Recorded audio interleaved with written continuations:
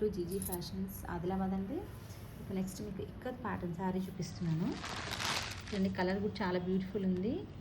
ఇది వచ్చి బ్లౌజ్ అండి. బ్లౌజ్ మీకు కాంట్రాస్ట్లో వచ్చింది.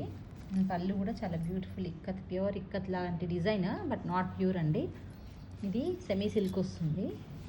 ఫ్యాబ్రిక్ కూడా చూడండి, మీకు చాలా బాగుంటుంది శారీ ఫ్యాబ్రిక్ కూడా. ఇది కడితే మాత్రం చాలా లుక్ ఉంటుందండి.